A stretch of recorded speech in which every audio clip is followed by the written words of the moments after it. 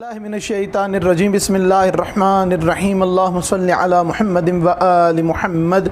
मेरे तमाम सुनने और देखने वाले मोमिनीन और मोमिनात को मेरी तरफ़ से और मेरे चैनल नातिक़ कुरान की जानिब से अस्सलामु अलैकुम। दुनियावी मकासद के हसूल के लिए, दुनियावी मामलात में कामयाबी के लिए किस इमाम को वसीला बनाया जाए, किस इमाम के वसीले से दुआ की जाए तो परवरदिगार दुनियावी नेमतों को अता करता है।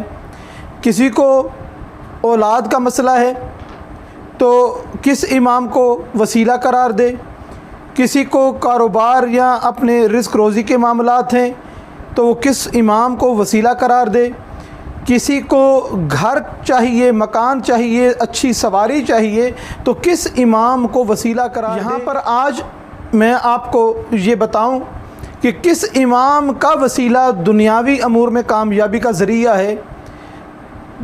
कोई भी दुनियावी मसला है, कोई भी दुनियावी परेशानी है, कोई भी दुनियावी मकसद है तो अपनी दुआओं का वसीला करार दें इमाम मोहम्मद तकी जवाद अलैहिस्सलाम को और इनके वसीले से दुआ करें।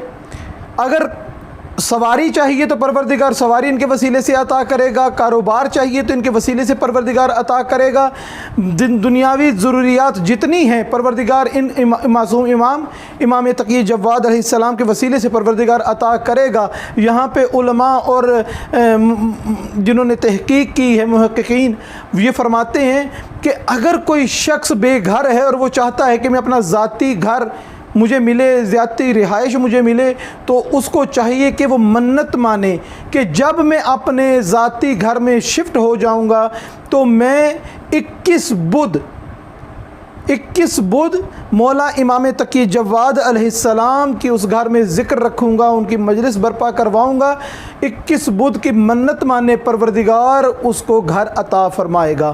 परवरदिगार से दुआ है कि परवरदिगार हम सब की दुनियावी और उखरवी हाजात को पूरा फरमाए और हमको सही मानों में सीरत मोहम्मद और आले मोहम्मद पर अमल करने की तौफीक अता फरमाए। वमा अलैना इल्लल बलागुल मुबीन।